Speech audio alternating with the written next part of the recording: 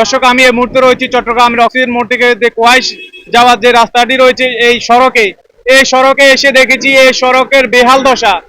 এখানে স্থানীয় মানুষের কাছ থেকে জিজ্ঞেস করেছি, তারা বলতেছে যে গত 1 বছর থেকেই এই রোডের একেবারে বেহাল দশা। একটু বৃষ্টি হলেই গর্ত যেগুলো রয়েছে এগুলোর মধ্যে পানি ভরে যায়, মানুষ চলাচল করতে পারে না। যে গাড়িগুলো চলাচল করে এগুলো গর্তের মধ্যে পড়ে ভেঙে যায়। এই ভেঙে যাওয়ার কারণে এখানে তীব্র যানজটের সৃষ্টি হয়। দেখা যায় এই সড়কে প্রতিদিন হাজার হাজার যাত্রী চলাচল করে। এই যাত্রীদের মধ্যে রয়েছে অনেকে স্টুডেন্ট, অনেকে রুগী, অনেকে দেখা গেছে বিশ্ববিদ্যালয়ের শিক্ষার্থী, অনেকে গার্মেন্টস কর্মী, অনেকে অফিস আদালতে জব করে। কিন্তু তাদের এই দুর্ভোগ দেখার মতো কোনো ব্যক্তি এখানে নেই।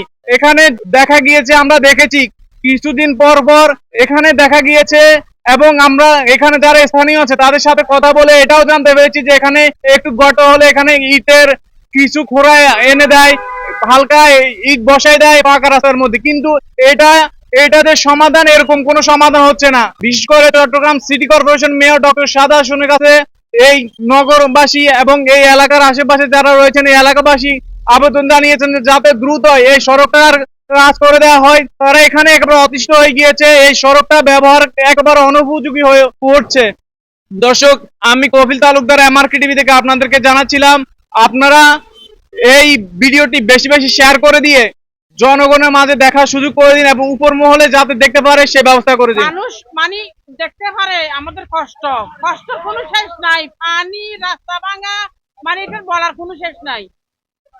সরকার কি করতেছে, তারা কি করতেছে নিজেরা বুঝতেছি না। কি ঠিক করতেছে সিটি কর্পোরেশন, তাহলে আজকে আমাদের দুর্গতি হয়তো না, আমাদের দুর্গতি আসতো না। আমরা যে কষ্টের মধ্যে আছি, চিটাগাং মানুষের কষ্টের কোনো শেষ নাই। লোডটা এত বড় খাত হয়েছে, গাড়ি আসতে পারে না, যাইতে পারে না, গাত হয়ে গেছে। তো বৃষ্টি গাতা গাতা হয়ে গেছে চারিদিকে, ওই জন্য আসতে পারে। দিকে জাম না, দেখতে পাচ্ছেন আপনারা, দেখছেন তো চারিদিকে জাম জাম জাম জাম। পুরো রাস্তা খারাপ, এখানে কোনো গাড়ি আসার মতো পরিবেশ নেই, এখানে পুরো রাস্তায় খারাপ। এখন আমি সড়ক বিভাগে বলবো দ্রুত রাস্তা যেন কাজটা শেষ করে। আমি দ্রুত এই প্রশাসনকে বলবো, সড়ক বিভাগ বলবো দ্রুত রাস্তার কাজটা শেষ করতে। এখন স্কুলে ছেলে মেয়ে আছে, মাদ্রাসা ছেলে মেয়ে আছে, এগুলো যাতায়াত করতে পারতেছে না। এখানে রুগী আছে, অনেক অসুস্থ রুগী আছে, বেহাল দশা। এখানে পরিস্থিতি এত যে খারাপ, যা বলার বাইরে। অনেক ধরনের সমস্যা হচ্ছে, গাড়িগুলো চলাচল করতে পারতেছে না। এই জায়গায় ওই দিন একটা কভারমেন্ট, বড় কভারমেন্ট ভাঙে গেছে, একবার দুনো চাকার স্প্রিং আছে না, স্প্রিং ভাঙে সদর বদর হয়ে গেছে। কেন ভাঙে এগুলো হচ্ছে যে মানে লুট খারাপ। এই জায়গা থেকে এই জায়গায় সব মানে গাত্তা বৃষ্টির কারণে এখানে সবগুলো পানি জমে গেছে, গাত্তা গেছে লুট গুলা। প্রতিদিন এদিকে আমরা আওয়া যাওয়া করি, দেখি যে গাড়িগুলো চলতে পারে না, নইলে প্রতিদিন জাম থাকে। আর সিটি কর্পোরেশন মানুষের ভালো মতো কাজকর্ম করে না। না না না, ওই অল্প অল্প করে না। মনে করেন আপনি কিছু মানুষকে দায়িত্ব দেয়, ওরা দায়িত্ব অল্প করে আর অল্প করে না। মানে লুটার গুলো সব এই দিক দিয়ে দেখেন, সবগুলো ভাঙ্গা একটার পর একটা প্রতিদিন দুর্ঘটনা হয় এই লুটে। রাস্তা তো খুব ভালো, একেবারে সব ভালো করে দিয়েছে সরকারে। আমাদের গোষ্ঠীর মারে বন্ধুরা ছুটি দিয়ে একটা ভাঙি ছুটি মাগির বোয়ান যায়।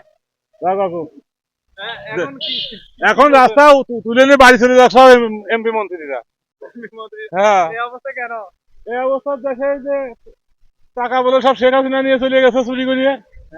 এখন তাই এরা সব ভুগে মরতেছে, রাস্তায় কাজ হচ্ছে না, এই আর কি।